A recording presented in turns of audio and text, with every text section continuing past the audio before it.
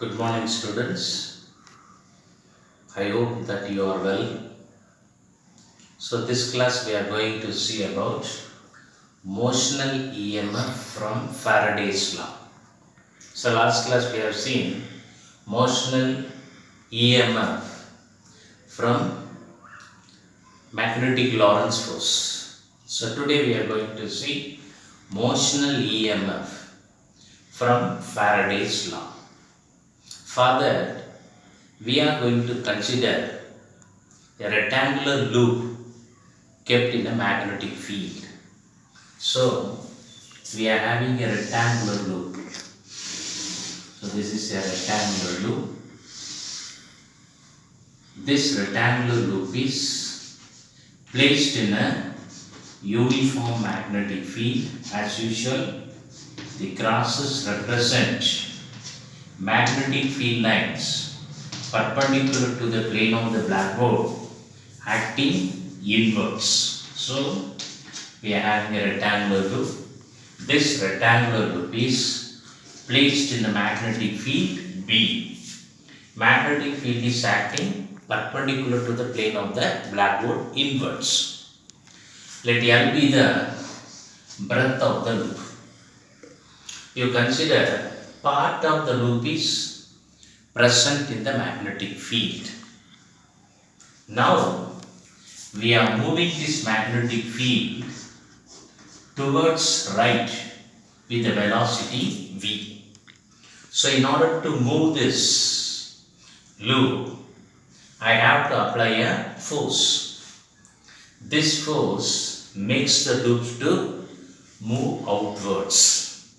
So, when I move this loop outwards with the velocity v, a part of the loop will be out of the magnetic field. So, remaining part only present in the magnetic field. Let pi b be the flux linked with the loop. So, pi b is given by B into A, magnetic field into area. Now, when I move this loop with the velocity v, let x be the distance of the loop still present in the magnetic field. So, this distance is x. The remaining part of the loop moves away from the magnetic field. So, no more this region is in the magnetic field. Only this region is in the magnetic field.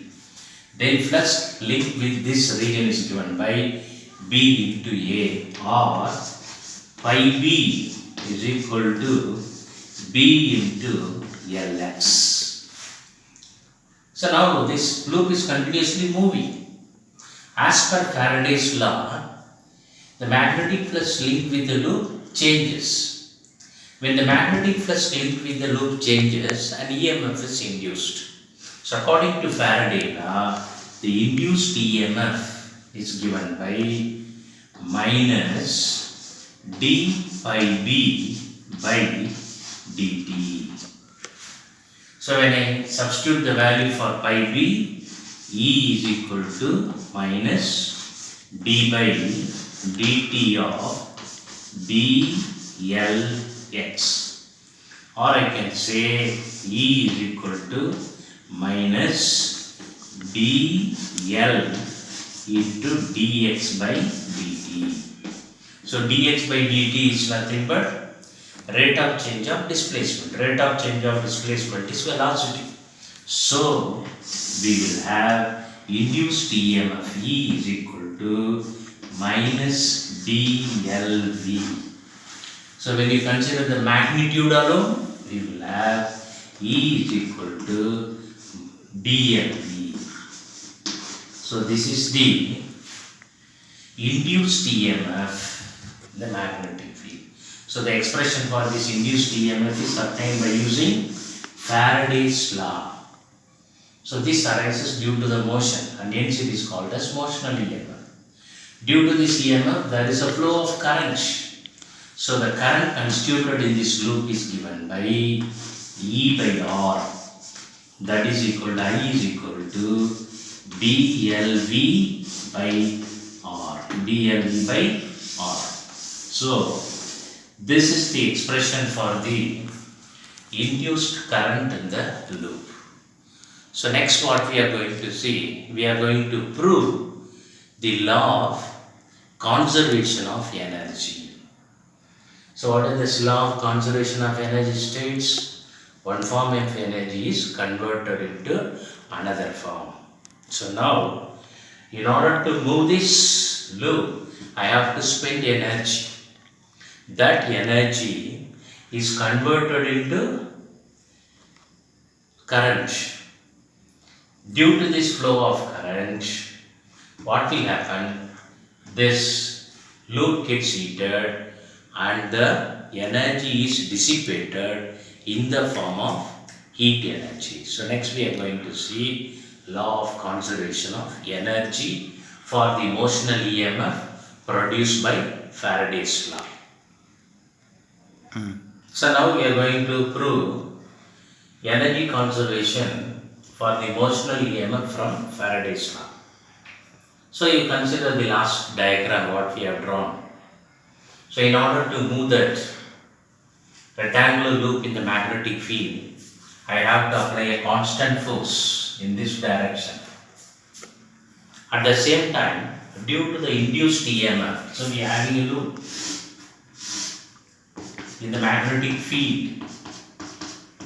So in order to move this, I have to apply a mechanical force.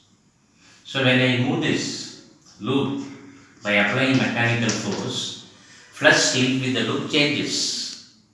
Because of the change in the flux, an induced EMF is produced. According to Lenz's law, this induced EMF opposes the cause. So due to this magnetic force arises here. So in order to overcome this magnetic force, so magnetic force will act in this direction. This is magnetic force. So in order to overcome this magnetic force, I have to apply mechanical force. So I am applying this velocity V, force F, and move this loop with the velocity V. So work done is nothing but force into displacement. Rate of doing work is called power. So rate of doing work is obtained by F dot V. So I am applying a force F and move this loop with velocity V. Therefore, rate of doing work is called power. Power is equal to F dot V. So that is equal to F into V into cos theta. Here theta is equal to 0 because force and velocity are in the same direction. So since theta is equal to 0, cos 0 will become 1. So power is equal to Fv. Power is equal to Fv. Now let us calculate the magnetic force acting on the rectangular loop. So this rectangular loop, when you consider this rectangular loop, among the 4 segments of the loop, 3 segments are in the presence of the magnetic field. This segment is not present in the magnetic field. So these 3 segments moves in the magnetic field. Because these segments move in the magnetic field, an induced current is flowing. Because of the induced current, these 3 segments are current carrying conductors. So when current carrying conductor moves in a magnetic field, it will experience a force. The general expression for the force is given by IL cross B. So magnetic force is given by IL cross B. This is the general expression for the force experienced by a current carrying conductor moves in the magnetic field. Now we are having three conductors. The three conductors are moving in the magnetic field. Let us consider F1 be the force on this conductor, F2 be the force acting on this conductor, and F3 is the force acting on this conductor. Among the three forces, F2 and F3 are equal in magnitude, opposite in direction, because in this conductor current is flowing towards right, in this conductor current is flowing towards left. So force F2 and F3 are equal in magnitude, opposite in direction. So F2 and F3 gets cancelled. So only F1 is present here. So what is F1? So F1 is equal to IL cross B. That is equal to BIL sin theta. Here theta is equal to 90 degree because current is flowing in the upward direction. Magnetic field is flowing perpendicular to the plane of the blackboard. Both are perpendicular to each other. So value of theta is 90. So the force on this conductor is BIL. But already we have derived this expression for I. The induced current I is equal to BLV by R. So substituting this value here, we will have F1 is equal to B into BLV by R into L. So we will have F is equal to B square L square V by R. Therefore power, the rate of work done is equal to power. Power is equal to F dot V. That is P is equal to F B square L square V by R into V. That is P is equal to B square L square V square by R. So this much of power is dissipated in the form of heat energy. The same expression can also be obtained from, so this power, this much of power is dissipated in this coil in the form of heat energy. So according to Joule's heating law, power dissipated in the form of heat energy is given by I square R. That is P is equal to I square BLV by R the whole square into R. That is equal to B square L square V square by R. So when you compare these two equations, this is 1, this is equation 2. Here also we are having power dissipated in the form of heat energy is equal to B square L square V square by R. This expression obtained from Joule's law. Joule's law of heating tells that amount of heat energy due to the flow of current in a conductor is given by H is equal to I square RT. I can explain this. H is equal to I square RT. This is the amount of heat energy produced due to the flow of current in a conductor. Heat is the energy. Energy is nothing but capacity to do work. Rate of doing work is given by power is equal to work done by time. That is equal to I square RT R. So power is equal to I square R. So I square R is equal to I is equal to BLV by R the whole square. That gives P is equal to B square L square V square by R. So when you compare these two equations, this is obtained from mathematical expression. So we are finding expression for force, then we are finding power. This is obtained from Joule's heating law. Both these expressions are equal. This tells that in the case of motional EMF obtained from Faraday's law of conservation energy holds good. So this proves the conservation of energy for motional EMF obtained from Faraday's law. Students, next we are going to see what is eddy current and what are its applications. So according to Faraday law, whenever magnetic flux linked with a coil changes and EMF is induced.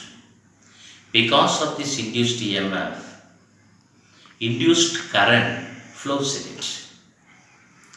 So in order to take Faraday law, it is not necessary to have a coil of wire or an electric circuit. This induced EMF can also produce any metal surface or a metal block in which the magnetic flux changes. So in the first part we have seen a coil of wire. When the magnetic flux linked with the coil of wire changes, induced current is produced. So this is called as electromagnetic induction. For electromagnetic induction to take place, it is not necessary to have an electric circuit or a coil of wire. Electromagnetic induction can also take place in a metal sheet or a metal block. The only difference is that if it is a coil of wire on an electric circuit, the induced current has specific path to flow away. But when electromagnetic induction takes place in a bulk of metal or a metal sheet, the induced current do not have a specific path for it to flow. So what will happen? If electromagnetic induction takes place in a bulk of metal or a metal sheet, the induced current flows in this bulk of metal or a metal sheet in the form of circular path. That is, the path of the induced current is similar to that of the eddy in water, or it is in the form of whirlpool. So this current, which resembles the shape of eddies, is called as eddy current. So the eddy current always flows so as to oppose the cause according to Lenz's law. So this eddy current cannot be eradicated. So eddy current cannot be eradicated. However, this production of eddy current can be minimized. So now let us see a simple example to understand this eddy current. So we are having a magnet. So North Pole and South Pole, and it is an electromagnet. So you know what is called electromagnet. Whenever current is allowed to flow through it, they get magnetized. So they will act as a magnet. And when the current through the circuit gets stopped, the magnetism no more exists in it. So now a bulk of metal is suspended by means of a string. So we are having a bulk of metal. This bulk of metal is made to oscillate between the pole pieces of this magnet. Now let us consider there is no flow of current. No current flows through the circuit. At that time, the pole pieces are not excited. Since the pole pieces are not excited, there is no presence of magnetic field. At that time, I am making this bulk of metal to oscillate. So when it oscillates freely. It oscillates freely. Slowly the amplitude of oscillation decreases. So initially it will have large amplitude. As time passed, the amplitude slowly decreases and finally it comes to rest. In the second part, what I am doing, I am allowing current to pass through it. When I allow current to pass through it, it gets magnetized. Now, in this region there is presence of magnetic field. Due to this presence of magnetic field, when it makes the bulk of metal pendulum to oscillate, this pendulum comes to rest within few oscillation. So it comes to rest immediately after making only a few oscillation. The reason is that when the pendulum is made to oscillate in the presence of magnetic field, the flux linked with the bulk of metal changes. When the flux changes, an EMF is induced.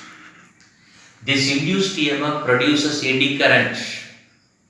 This eddy current opposes the cause and acts as a brake and immediately brings this metal pendulum to rest. So this is how the produced eddy current opposes the motion of the pendulum and immediately brings the pendulum to rest. So this produced induced current dissipated in the bulk of metal in the form of heat energy. The amount of heat energy produced in this bulk of metal depends upon the amount of eddy current. The amount of eddy current depends upon the rate at which the magnetic flux changes. However, in the third part, what I am going to do, I am going to cut some slots in this metal block. So when some slots were cut in this metal block, and again when the metal block is made to oscillate in the presence of magnetic field, now the metal block oscillates freely as in the first case. So what is the reason? The reason is that even though eddy current is produced in the metal block, since the metal block has large number of slots in it, there is no perfect path for the eddy current to flow. So the path of the eddy current is disturbed. So because of this, the eddy current does not have continuity. So its effect is minimized. Because of that, the pendulum oscillates freely. So this production of, as I told you earlier, this production of eddy current cannot be eradicated. However, the amount of eddy current produced in such situation can be minimized. So usually in transformers, instead of taking a bulk of metal for its core, they are taken in the form of laminas, and each sheets is insulated from each other by using suitable insulating material. So this minimizes the eddy current in the case of transformer. So in electric motors, we are having large number of insulated wires to wind the armature. This large number of wires, since they are insulated from each other, they will not produce much eddy current. So, by following suitable methods, we can minimize the production of eddy current. Even though eddy current is not desirable in some cases, they are applied in some other applications. So we are going to see 4 applications of eddy current. So eddy current is nothing but when a bulk of solid metal is made to oscillate between the pole pieces of a magnet, they immediately come to rest because the flux linked with the bulk of metal changes. Because of the change in the magnetic flux, an EMF is induced. This induced EMF produces induced current, and this current flows in the bulk of metal in the form of eddies. So like whirlpool, and hence this current is called eddy current. This eddy current always opposes the cause, and hence this eddy current act as a brake and bring this metal to rest. So this eddy current cannot be eradicated, however it can be minimized. This production of eddy current dissipated in the form of heat energy. So this production of eddy current is not desirable in many of the electrical appliances. However, in some field, the eddy currents are applied. So we are going to see 4 applications. One is induction furnace. Induction furnace. So nowadays it is very familiar, isn't it? In our houses also we are using induction furnace. In induction furnace, so we are having, this is the cooking part. Below this cooking part, we are having a coil of wire. Coil of wire.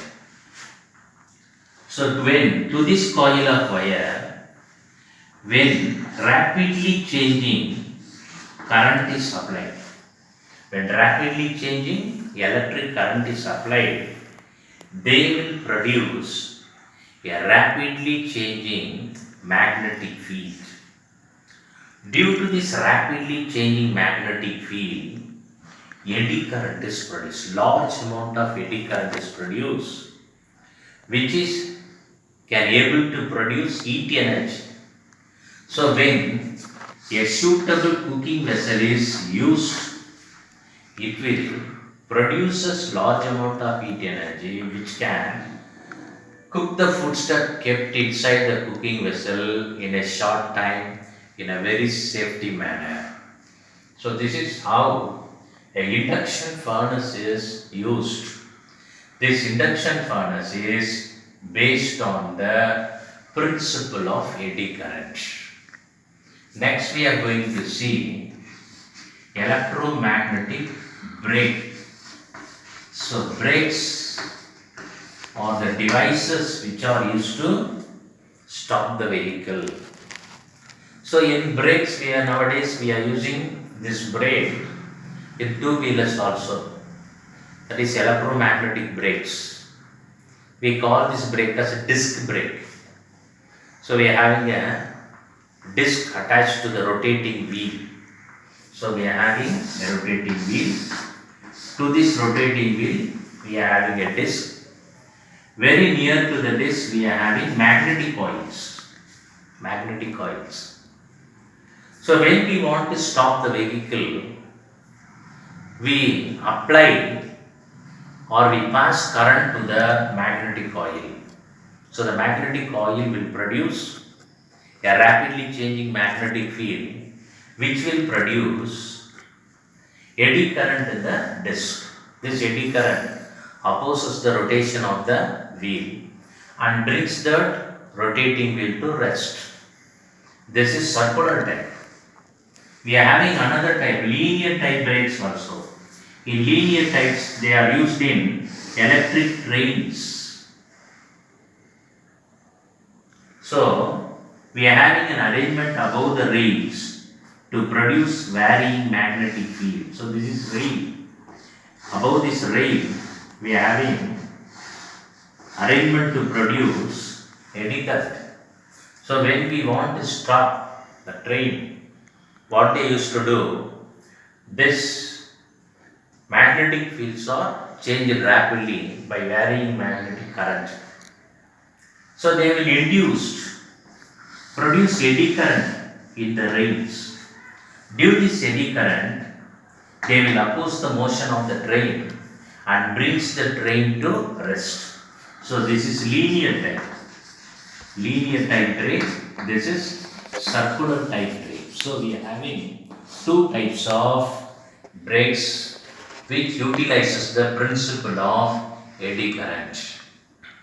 Then third one is the damping of galvanometer.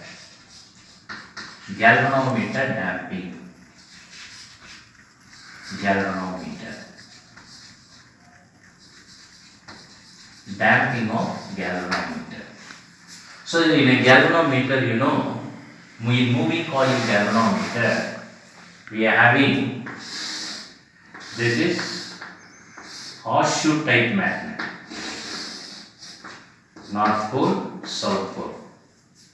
Horseshoe type magnet. In between the pole pieces of the magnet, we are having armature coil. So this is armature coil. This armature coil is having a metal cylinder. A pointer is attached to it. This pointer will move over a graduated scale. When current is allowed to pass through the armature coil, this armature coil will oscillate between the pole pieces of a magnet. They produce radial magnetic field. So when this armature coil oscillates, the flux linked with this cylinder, metallic cylinder, changes.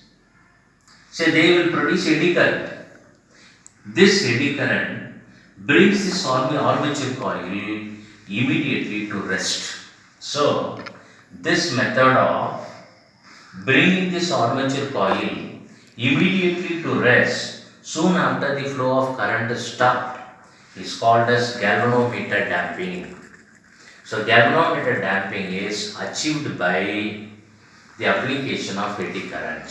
Once again, in moving coil galvanometer, we are having a horseshoe magnet. This horseshoe magnet produces radial magnetic field. In between the pole pieces of this horseshoe magnet, we are having armature coil.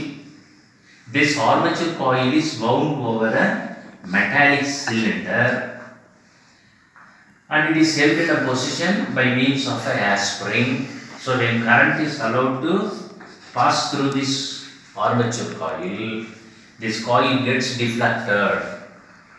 When coil gets deflected, the metallic cylinder also gets deflected in the magnetic field. So flux linked with the cylinder changes. When the flux linked with the cylinder changes, eddy current is produced. This eddy current opposes the motion of the armature coil and brings the armature coil immediately to rest soon after the flow of current is stopped.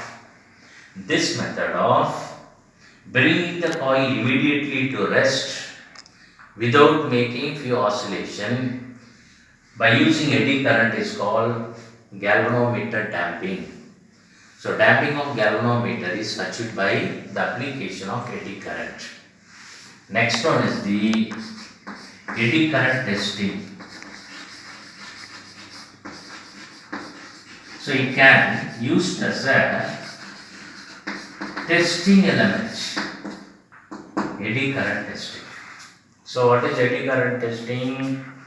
It is used to test whether the surface is horizontal or if there is any blowholes in a metal. So when in metallurgy, when we are having metal casting, so metal is casted in huge blocks. Sometimes what will happen, air bubbles will stay in between the metal. So you can see surface of the metal is perfect, but there is air bubble present inside the metal blocks. So the presence of air bubble inside the metal blocks can be tested by using eddy current. What they used to do, so this is the metal block which is to be tested. Above this metal block they will bring the eddy current coil. So when current is allowed to flow through this eddy current coil, they will produce eddy current in the metal surface.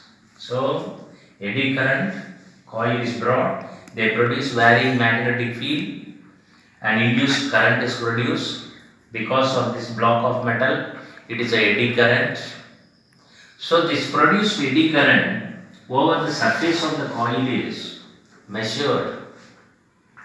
While we are measuring, if any part shows change in phase and amplitude, change in amplitude and phase of the eddy current produced in a metal block will identify the place where air bubble is present, air sac is present in the metal block. So this is how eddy current is used for testing. So eddy current testing is done to locate whether surface is horizontal or if there is any air bubble present in the metal block. So how they used to test it? So the metal to be tested is kept in a varying magnetic field. This varying magnetic field produces eddy current. The produced eddy current in the metal block is viewed. If any part shows change in amplitude and phase of the eddy current produced, it will identify the presence of air bubble present in the metal block. So this is how eddy current is applied in induction furnace, in electromagnetic brakes, galvanometer damping and eddy current testing. So this is how we can apply eddy current in different fields. Students, next we are going to see self-induction. So you will know what is meant by electromagnetic induction, isn't it? What is electromagnetic induction? When the magnetic flux linked with a conductor changes, an opposing EMF is induced. The EMF produced is called induced EMF and the current is called induced current, and this phenomenon is called as electromagnetic induction. So now we are going to see inductors. Inductors are nothing but they are the devices which are used to store energy of the magnetic field. So they are the devices to store energy produced by the magnetic field. So example for inductors, coil of wire, solenoid, toroid, or example for inductors. So in this part we are going to see what is self-induction. Self-electromagnetic induction. Shortly it is called as self-induction. So self-induction is nothing but, you consider a coil of wire. Coil of wire. Let I be the current passes through this wire. So when current is allowed to pass through the wire, magnetic field is produced. Because of the production of magnetic field, there is magnetic flux. Magnetic flux is linked with the coil. When steady current is allowed to flow through the coil, Steady current means the current will not change with respect to time. When the current does not changes, it will produce a magnetic field. You know, magnetic field due to a solenoid is given by B is equal to mu naught Ni. This is the magnetic field due to a current carrying solenoid. So the presence of magnetic field tells that there is presence of magnetic flux. When the current is not changing, magnetic field is not going to change. When the magnetic field is not going to change, magnetic flux will not change. So it is having constant magnetic field. Suppose if the current through the solenoid changes, the change in the current produces change in the magnetic field. The change in the magnetic field produces change in the magnetic flux. So as per Faraday law, whenever magnetic flux changes, an opposing EMF is induced in the coil. So the change occurs in the same coil. In the same coil, an opposing EMF is produced, and because of this opposing EMF, an opposing current is produced. This property of a coil to produce an opposing EMF when the current through the coil changes is called as self-induction. So self-induction is the property of a coil to produce an opposing EMF when the current through the coil changes. This is called as self-induction. Suppose if a current I flows through the coil, let N be the number of turns per unit length, or I say N be the number of turns. N is the number of turns, I is the current flowing through the coil. Let pi B be the magnetic flux linked with a single turn of the coil. So single turn of the coil, magnetic field into area. Magnetic field into area. Or mathematically I can say B into dA. That is phi B is equal to B A cos theta.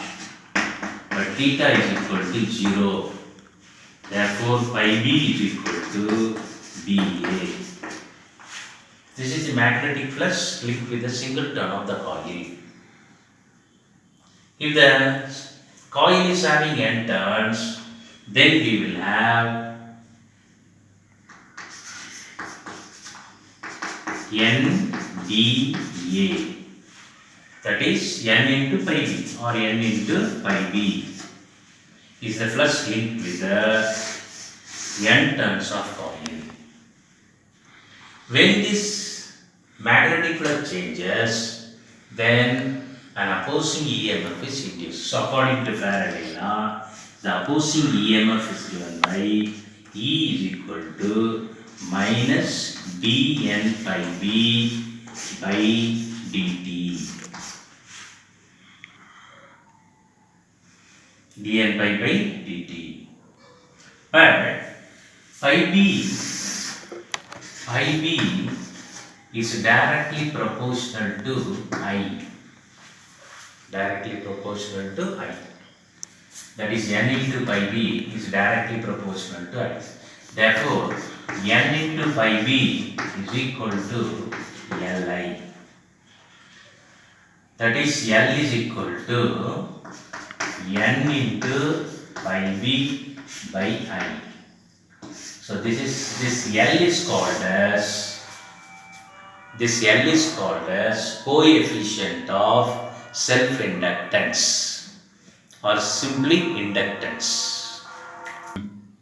So L is equal to Nb by I. So what is N into pi b plus linkage. When I is equal to 1 ampere, L is equal to N into pi b. So this will give the definition for self-inductance of a coil. So self-inductance is equal to the flux linkage in the coil when a current of 1 ampere flows through the coil. So self-inductance is equal to flux linkage of the coil when 1 ampere current flows through it. So according to Faraday's law, this is also equal to given by dN pi b by dt. So according to this, rate of change induces an EMF. So in terms of EMF, you substitute for pi is equal to pi, n into pi b is equal to Li. Therefore, E is equal to minus d by dt of Li, because pi n is equal to Li. So we will have E is equal to L into minus L into di by dt, di by dt, or L is equal to minus E into di by dt. When di by dt is equal to 1 ampere per second, then L is equal to minus E. This is also expression for self-inductance of a coil. Self-inductance of a coil is equal to opposing EMF induced in the coil when the rate of change of current in the coil is 1 ampere per second. So, in two ways we can define self-inductance. Self-inductance in terms of magnetic flux, self-inductance in terms of induced EMF. So, self-inductance is equal to flux linkage in the coil when 1 ampere of current flows through the coil. According to this, self-inductance of a coil is also equal to the opposing EMF induced in the coil when the rate of change of current in the coil is 1 ampere per second. So by these two ways we can define self-induction. So once again I repeat, self-induction is nothing but it is the property of a coil to induce an opposing EMF when the current through the coil changes. Now let us consider a coil of wire of N turns. Let I be the current flows through the coil. So magnetic flux linked with the coil is directly proportional to current through the coil. If the current is high, magnetic flux is also high. So therefore N into Ib is equal to Li. This L is called the self-inductance or the coefficient of self-inductance. So coefficient of self-induction is equal to N into pi b by I. Or when I is equal to 1 ampere, L is equal to N into pi b.